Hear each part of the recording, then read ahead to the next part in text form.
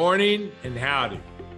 My name is Henry Chidgey and welcome to my Wednesday morning leadership videos.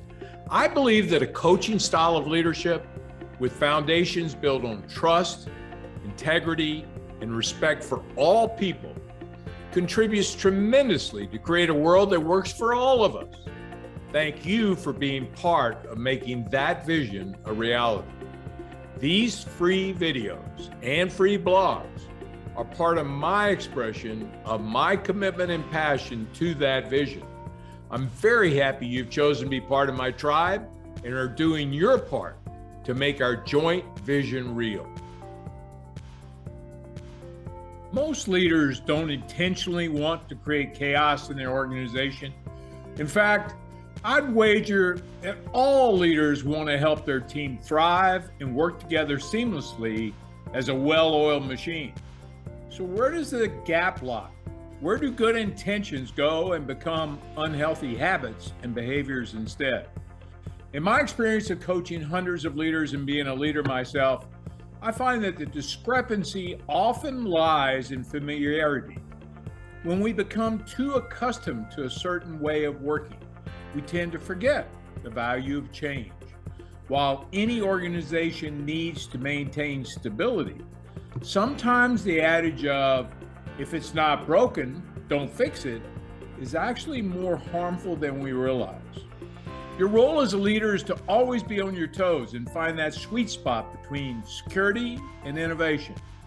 Remember that the business landscape is constantly changing, and we have to adapt to what our team needs and what is good for our organization. A leader's function is always to serve. Serve your customers, serve your employees. You have been given power so that you can align your company's goals with what your audience wants and what your employees are capable of giving. A hard balance maybe, but an achievable one. There are three seemingly harmless habits that you need to be aware of. First, not asking for feedback. Becoming successful in business is a team sport. Even if you're a solopreneur or the most introverted leader, inevitably you need to ask for help from someone. Even if you are the expert in a specific field, you're not the expert in all aspects of business. You may need help in marketing, engineering, product management, or whatever else it is that you are doing. Don't be afraid to ask for help or feedback. This is how a company grows and thrives. You need to know what aspects of the business are not yet up to par or have opportunities for improvement so that you can figure out ways to fix them or make them more efficient. Assuming things are working, that's the second trap.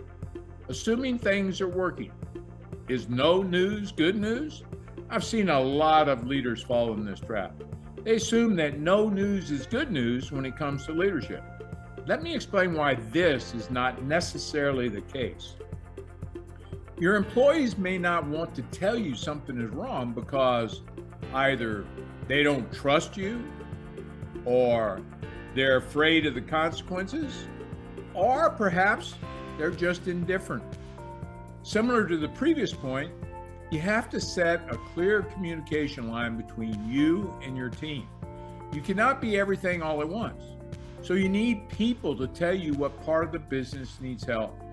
Take the initiative to ask your employees about their jobs, or set regular alignment meetings. I used to call those performance reviews.